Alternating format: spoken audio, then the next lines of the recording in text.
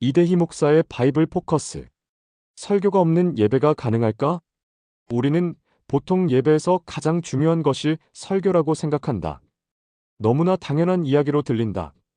하지만 예배를 어떻게 드리지? 설교자가 없는데? 나는 설교하기 어려운데? 예배에서 설교 없으면 그것을 예배라 할 수 있을까? 우리는 이런 질문을 받으면 무엇이라 대답할까? 우리는 예배에서 설교가 가장 중요한 위치를 차지하고 있고, 예배는 곧 설교를 들으러 간다고 말할 정도로 설교는 예배를 결정하는 가장 필수 요소라고 생각한다. 그렇다면 1세기 초대교회는 지금 우리처럼 예배 중에 우리와 같은 설교를 했을까?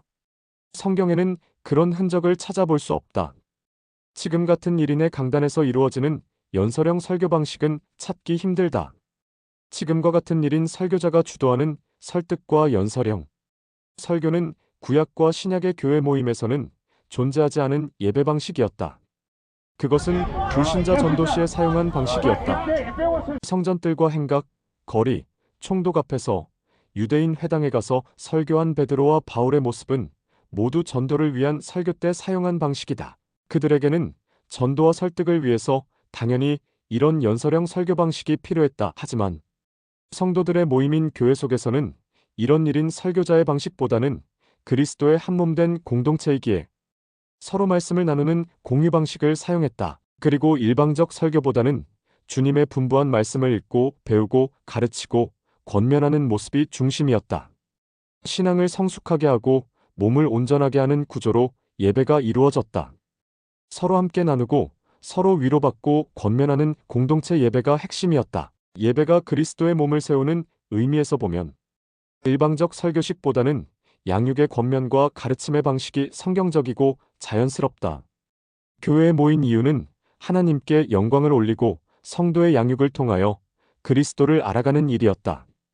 그것은 지금처럼 수동적으로 설교자의 설교를 듣고 마치는 예배가 아닌 서로 함께하는 상호성에 초점을 둔 모임이었다. 신약 성경에는 교회를 말할 때 서로라는 단어가 60회 이상 사용되고 있다. 이것이 성경이 말하는 몸된 교회의 가르침이다.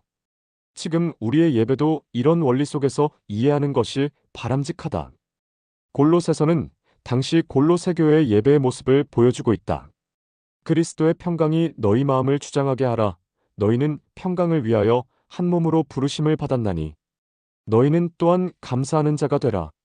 그리스도의 말씀이 너희 속에 풍성히 거하여 모든 지혜로 피차 가르치며 권면하고 시와 찬송과 신령한 노래를 부르며 감사하는 마음으로 하나님을 찬양하고 또 무엇을 하든지 말에나 일에나 다 주 예수의 이름으로 하고 그를 힘입어 하나님 아버지께 감사하라. 골로새서 3장 15에서 17절. 연설형 설교 중심의 예배는 언제부터 시작되었나? 그렇다면 언제부터 지금 같은 설교가 자리를 잡았을까? 분명한 것은 지금 같은 예배 방식은 1세기 초대교회 방식은 아니다. 그것은 313년 콘스탄틴 이후에 로마 카톨릭 성당이 세워지면서 지금 같은 설교가 본격화되었다. 역사적으로 보면 지금의 설교는 초대교부들이 헬라 철학의 소피스트 연설에서 힌트를 얻어 예배 시간에 본격적으로 도입했다. 예배당이 세워지면서 연설형 강단 설교가 교회 속에 들어왔다. 우리가 한 가지 명심해야 할 점은 지금의 설교는 주로 건물 교회 속에서 이루어지는 방식이라는 점이다. 특히 건물 예배당에서는 설교가 큰 효과를 발휘한다. 큰 공간을 울리는 방송 시스템과 청중들이 많이 모인 예배당에서는 연설형의 설교가 인기가 있고 당장 감동을 주기에 충분하다. 그래서 많은 사람들이 이런 시스템이 갖춘 예배당으로 몰리는 것은 당연하다. 하지만 분명한 것은 지금 건물에서 이루어지는 방식의 연설형 설교는 본질적인 교회에서는 이루어지지 않았던 방식이었다.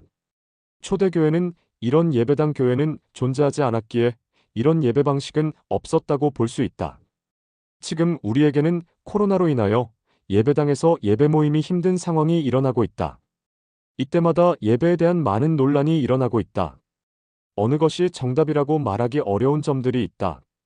그렇다면 이런 상황을 해결하려면 이제 한국교회 성경적 예배의 원리에 따른 새로운 형태의 예배를 생각할 시점이 되었다.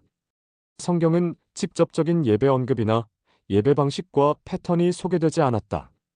그것은 어느 하나로 규정될 수 없기에 언급이 없다고 볼 수 있다.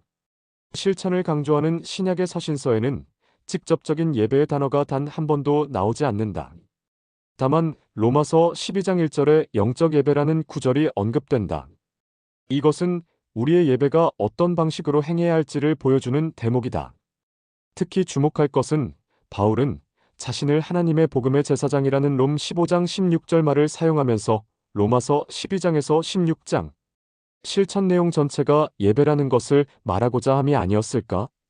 이것은 예배당에서 드리는 공예배와 더불어 곧 일상 속에서 이루어지는 그리스도인의 삶이 곧 예배가 되어야 함을 말한다.